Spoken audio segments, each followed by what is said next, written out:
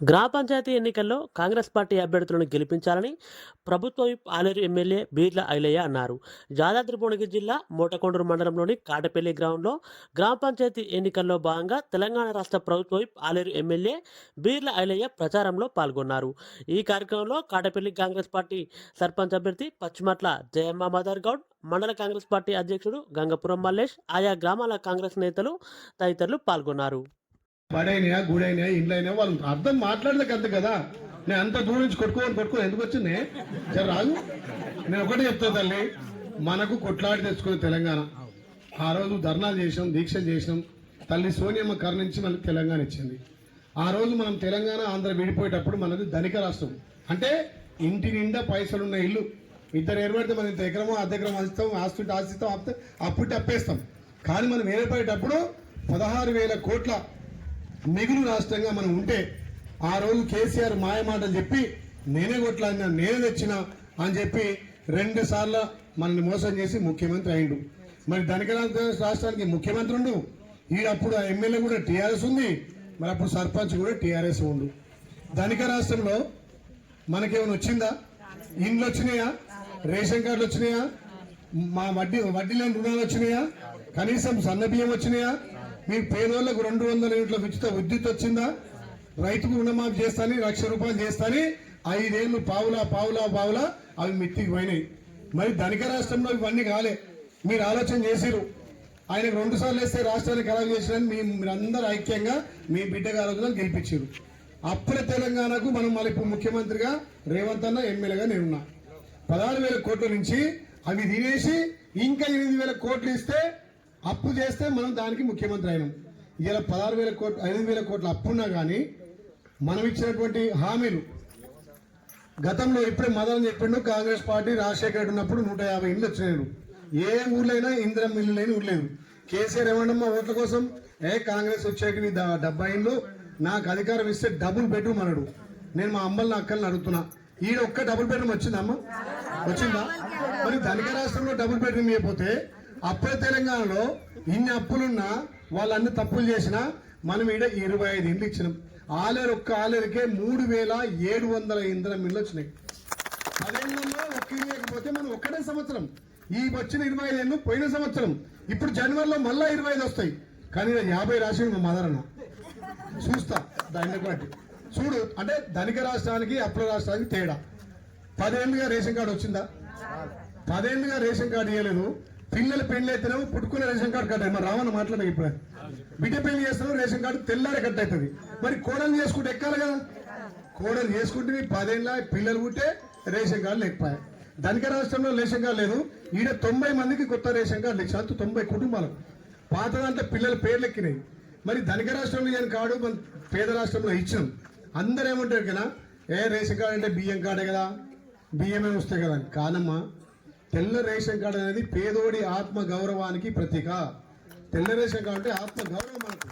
ఆ తెల్ల ration card వల్ల పిల్లలకు చదువులకు ఉపయోగపడుతుంది, పిల్లలకు ఫీజు రిమైండ్మెంట్ వస్తుంది, పిల్లలకు స్కాలర్షిప్ వస్తుంది. ఎవరికైనా గుండె జబ్బు వచ్చినా, హార్ట్ అటాక్ వచ్చినా, లేకపోతే యాక్సిడెంట్ అయినా, ఏదైనా మాయరోగం వచ్చినా తెల్ల రేషన్ కార్డు ఉంటే ఆరోగ్యశ్రీ పథకం పనిచేస్తుంది. మన దివంగత రాజశేఖర రెడ్డి గారు ఆరోగ్యశ్రీ 5 లక్షలు పెడితే ఈ కాలానికి ఏ రోగం వచ్చినా 5 లక్షలు సరిపోదు, తెల్ల కార్డు ఉన్న 10 లక్షలు అని చెప్పి మన ముఖ్యమంత్రి ప్రభుత్వం రాగానే 10 లక్షలు ఆరోగ్యశ్రీ కార్డు పెట్టింది. మరి ఆరోగ్యశ్రీ కార్డు కావాలంటే తెల్ల కార్డు కావాలి కదా. మరి 10 ఏళ్ళు లేకపోతే 90 మందికి తెల్ల కార్డు ఇస్తే పిల్లల కల్లా పేర్లకి ఇస్తే అప్పుల రాష్ట్రంలో ఇన్ని అని రోజు టీవీలలో ఆమె తిడుతుంది. సొంత పార్టీ అయినా తిడుతుందిగా. ఆయన అటువాయి ఇటువాయి ఇటువాయి 4 దిక్కురానికి ఆ పార్టీ ఉంటుందిరా.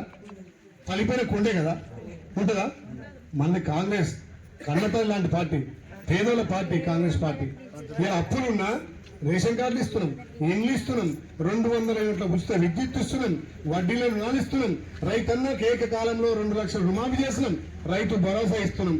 మరి ఎన్ని ఇచ్చినటువంటి ప్రభుత్వం, ఎన్ని ఇచ్చినటువంటి మన ముఖ్యమంత్రి తెలంగాణ రాష్ట్రంలో మనకు అండ ఉండగా ఈడ కాంగ్రెస్ పార్టీ గెలవాలన్నా ఇంకో పార్టీ గెలవాలన్నా?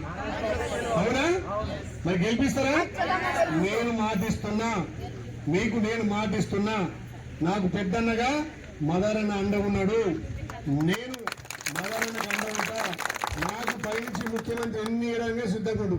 మీరు అసెంబ్లీ నడిచేటప్పుడు టీవీ చూస్తారా టీవీ అసెంబ్లీ జరిగేటప్పుడు ముఖ్యమంత్రి ముంగడు సీట్లో కూర్చుంటాడు, మీ బిడ్డ బీలే ఏడ కూర్చుంటాడు, ఎలా కూర్చుంటాడు ఇట్లా ముంగడకి ఇట్లా వెనక మరి ఐలీ నీకు ఏం కావాలి ఐలీ అంటాడు, నన్ను ముద్దుగా ఐలీ తెచ్చుకుంటాడు. అవునా కదా? మరి అంత సన్నిహితమైనటువంటి నేను మొదలన్న ఏదంటే అది ఇస్తాగా. ఇంకోటి గెలిచింది అనుకో ఆ కిరికిరిగాడు అవుతాడు, అభివృద్ధి చేయడు.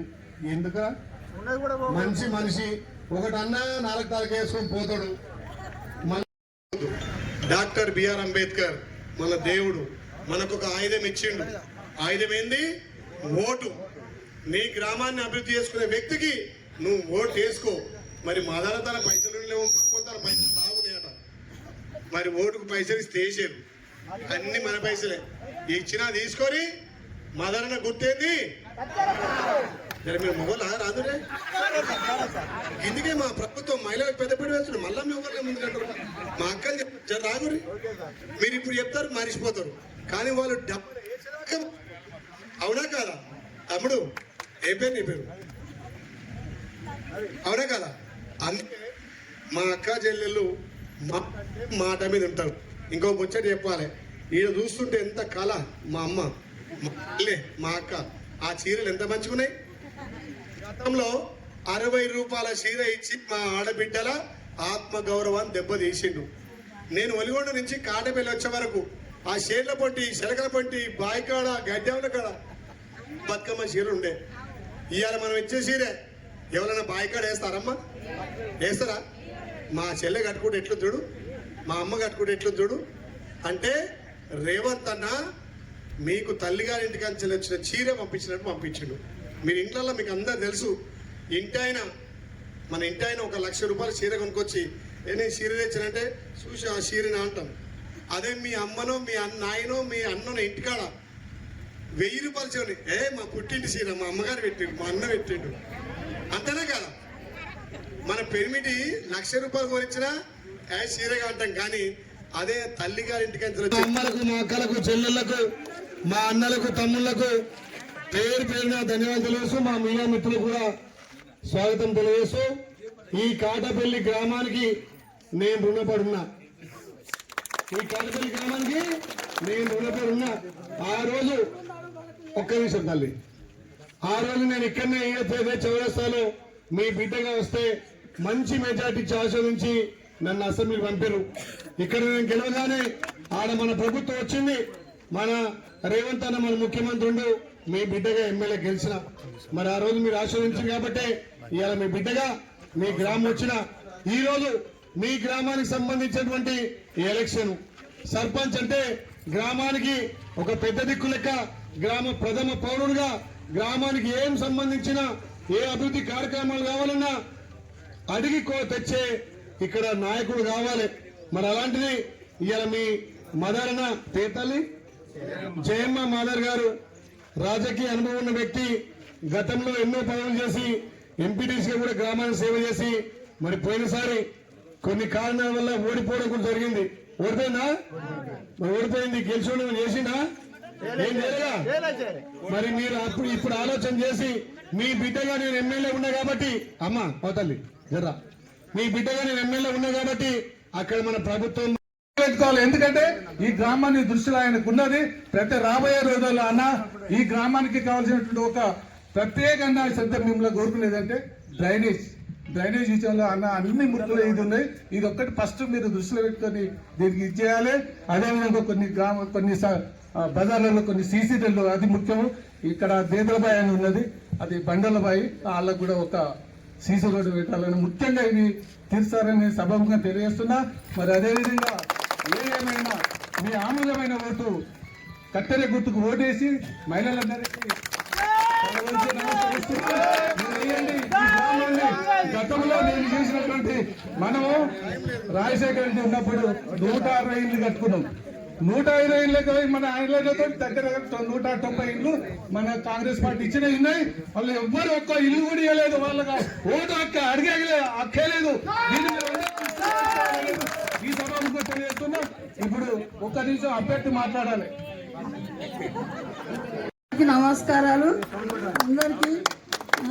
ఎమ్మెల్యే గారికి నమస్కారం. మన ఊరికి అన్ని చేస్తాడు.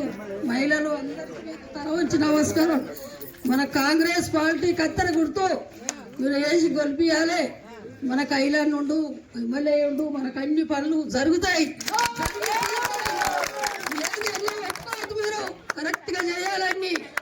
ఏదైనా వాళ్ళు ఏం చెప్పినా వినొద్దు. అన్ని మోసం.